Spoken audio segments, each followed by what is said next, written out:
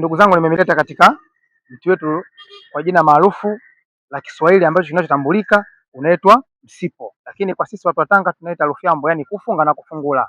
Rufyambo, kufunga na kufungula, ni huu hapa.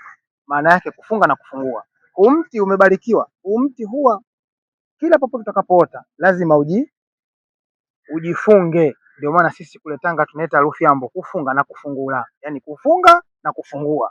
Huu mti ni maalumu sana kwa kufungua mwili, kwa kufungua sehemu yoyote ya biashara ambayo labda imefungwa na wachawi, imefungwa kwa maneno ya watu, huu unafungua. Sawa? Sasa leo nitaelezea kwa uchache kidogo faida ya huu rufyambo. Mtu ana vitu mwilini vinatembea, ana maradhi, lakini maradhi yake ni yale ambayo leo anaumwa hapa, kesho anaumwa hapa, ndogo anaumwa hapa, ndogo anaumwa hapa. Chukua huu rufyambo au msipo huu, uchukue, enda kwenye kinu kwa uponde ponde, aoge. Sawa? Akishaoga mtu huyo, hakika maradhi hayo hayatakuwa mwilini mwake tena, ni yenye kuhamahama. Kuna maradhi ya kuhamahama, unakuta yeye anaumwa na kiuno, kesho mgongo, ndogo kifua, ndio kichwa. Yani maradhi yake hayatabiliki wala hayana msimamo mmoja kwamba huyu atakuwa anaumwa na kitu gani, hamna. Basi huu rufyambo au rufyambo, sisi Watanga tunasema rufyambo, kufyamba na kufyambula, yani kufunga na kufungua.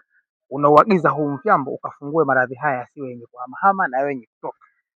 Basi huu ni kazi ya kufungua biashara, au katika kazi ya kufungua mwili, au katika kazi ya kufungua nyota, nitakuelekeza jinsi ya kufungua. Kwa hiyo usisite wala usijali, mimi tutafuata wewe kwa sababu ya kufungua mwili, haufuati kwa mambo mbaya. Basi huu una jinsi ya kuvuna. Kwa hiyo nifuate Instagram, nifuate Facebook, nifuate YouTube. Ukija kuja huko niandikie tu message, nitakwambia unaotaka ule rufyambo wewe katika kazi ya kufungua biashara, au katika kazi ya kufungua mwili, au katika kazi ya kufungua nyota, nitakuelekeza jinsi ya kufungua. Kwa hiyo mimi tutasaidiana. Nimetoa bure, Mungu ametoa bure, nami natoa bure. Sawa.